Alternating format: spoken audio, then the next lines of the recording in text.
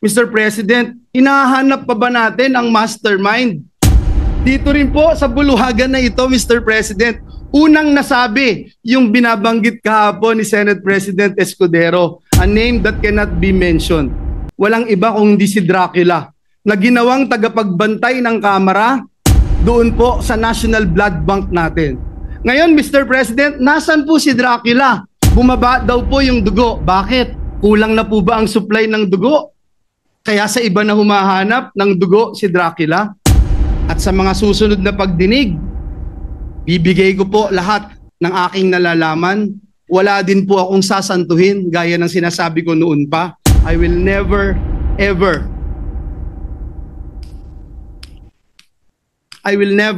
ever, Mr. President, destroy the name that was given to me by my parents, Mr. President, because it's priceless, Mr. President. Mr. President, sabi po nung dating sikat na senador dito sa bulwagang ito, na itago natin sa pangalang Joker Arroyo, kapag bad ka, lagot ka. Pero ngayon, Mr. President, kapag good ka, lagot ka sa mga sindikato. Mr. President, ngayong araw pong ito, kaninang umaga, nagulat po ako nung meron pong kumaladkad sa pangalan natin tungkol po sa flood control project sa mahal nating lalawigang Bulacan. Uulitin ko at parang sirang plaka na po ako, Mr. President. Wala po ako kailanman naging flood control project. Hindi ko po sasabihin na I categorically deny this accusation. Dahil po may resibo po tayo. Meron po pwedeng i-verifika kung bakit ito nangyayari.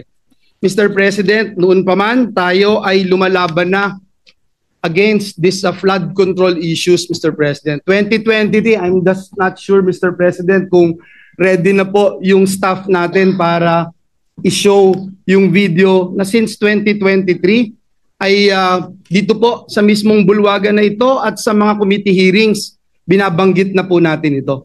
Please.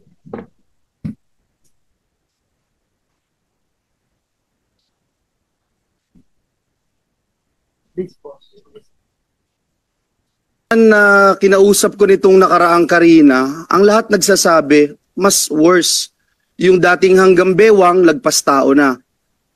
Yung dating hindi binabaha, binabaha na. Hindi inaabot na bahay, binabaha na. So, I don't know how else to say this, Mr. Chairman.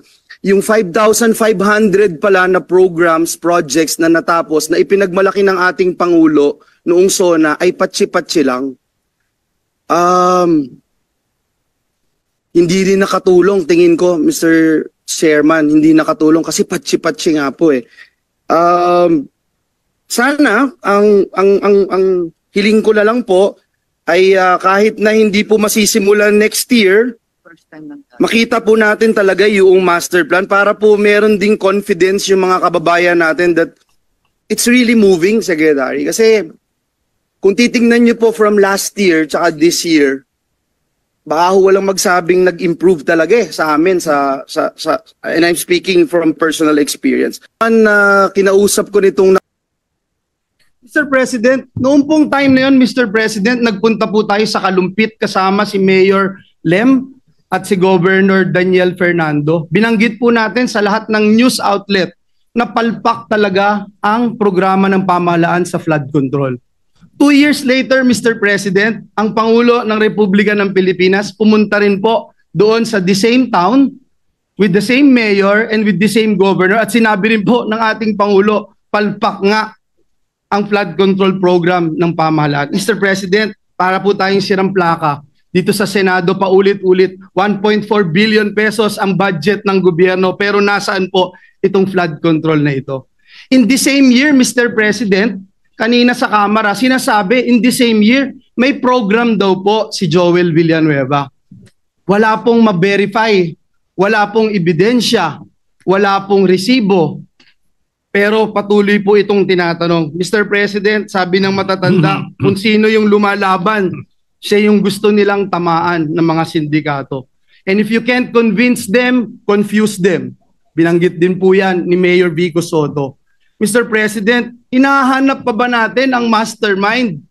Dito rin po sa buluhagan na ito, Mr. President, unang nasabi yung binabanggit kahapon ni Senate President Escudero, a name that cannot be mentioned. Walang iba kung hindi si Dracula, na ginawang tagapagbantay ng Kamara doon po sa National Blood Bank natin. Ngayon, Mr. President, nasan po si Dracula? Bumaba daw po yung dugo. Bakit? Kulang na po ba ang supply ng dugo? Kaya sa iba na humahanap ng dugo si Dracula? Sino ba ang mastermind nito, Mr. President? Hindi po ba ganito rin po yung ginawa sa atin 2 years ago nung nilabanan natin yung People's Initiative na may mga script na pinababasa at basa, scripted lahat. Kahit walang ebidensya, i-contempt mo. Kahit walang ebidensya, ipako mo sa krus. Mr. President, hindi po tayo natatakot sa mga ganitong uri ng demolition job. Handa rin po tayong madungisan ang ating pangalan, mainsulto o batikusin kung ito naman po ang magliligtas sa ating mga kababayan at tuldok sa anlibaha. Mr. President, let me put this on record. Alam ko po kung bakit lumabas ang pangalan ko. Kahapon ho, Ginoong Pangulo, and Senator JV and Senator Chis would attest to this. May hawak po ako ng mga affidavits ng mga taga-DPWH sa Bulacan. Pinakita ko po sa kanila at sabi ko, i-bring up ko po doon sa committee ni Senator Marcoleta. Hindi ko po ito nagawa sapagkat alam naman natin, Mr. President and Majority Leader Migs, alam natin yung nangyari kahapon. So we were preparing, I didn't get the chance to attend the committee hearing. Pero ang sabi ko nga po kay SP Chis kahapon at kay Senator JV, this is way too low. Assistant District Engineer. Para namang, bakit naman pag-aaksayahan ko ito ng panahon? And then, ito nga po, lumabas bigla kahapon ang taong ito.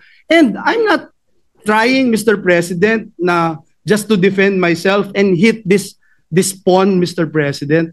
Kasi alam naman natin sinong may hawak dito. Kaya ang hiling ko po sa bulwagang ito, ang hiling ko rin sa ating Pangulo, alam ko na sincero po kayo. Alam ko po na masakit po sa inyo itong nangyayari. Pero klarong-klaro po sinong mastermind, Mr. President. Klarong-klaro po kung nasaan na si Dracula. Kung bakit bumaba ang kanyang dugo. Kasi hindi na ho malaman kung saan tatago yung bilyon-bilyon o trilyon-trilyon sa lapi. Hindi na alam kung saan kaya bumaba po yung dugo. At mismo si Dracula sinasabi hindi naman niya gagawin ito kung walang basbas ng amo niya. Sino ba ang amo niya, Mr. President? Sino ba ang naglagay sa kanya bilang tagapagbantay ng national budget? So yun lang po, Ginoong Pangulo, ang nais kong sabihin. Mr. President, binanggit po kahapon ng ating Senate President Chis Escudero yung mga pangalang hindi pwedeng banggitin noon. Pero ngayon, Mr. President, may ginagawa ang Diyos, buhay ang Diyos.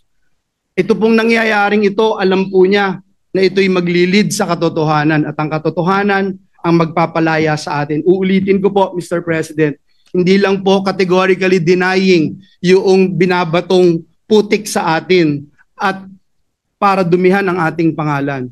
May resibo po tayo, madaling verifikahin, tayo po ay more than willing mag-undergo at sumali sa anumang investigasyon sapagkat wala po tayong tinatago. Ngunit ang hiling ko, Mr. President, atin pong alamin at siguruhin na may ebidensya yung ating mga sinasabing sangkot dito.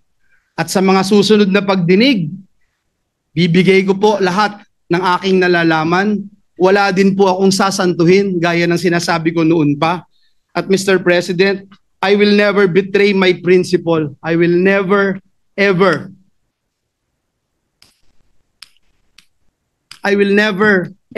Mr. President, destroy the name that was given to me by my parents, Mr. President, because it's priceless, Mr. President. The Bible says a good name should be chosen than great riches. Pinalaki po ako ng magulang ko na naniniwala ako sa langit at impyerno. Pinalaki po ako ng magulang ko na naniniwala ako that when you die here on earth, you will face your Creator and immediately into judgment. Pinalaki po ako ng magulang ko na sa impyerno, wala pong graduation. Kahit 1 bilyong taon, kahit 1 trilyong taon, pag ikaw ay nagkasala, Pag ikaw ay pinarusahan ng Diyos, wala pong graduation doon. Mr. President, my duty has always been to serve our kababayans. Lalong-lalo na po ang mga kababayan kong Bulakenyo who suffer from flooding year after year. And that is where my focus remains, Mr. President. Finding real solutions, not engaging in black propaganda. Mr. President, I will not be distracted by lies. And instead, I affirm my commitment to the work that truly matters, serving our people with honesty and integrity. Maraming salamat po, Ginoong Pangulo.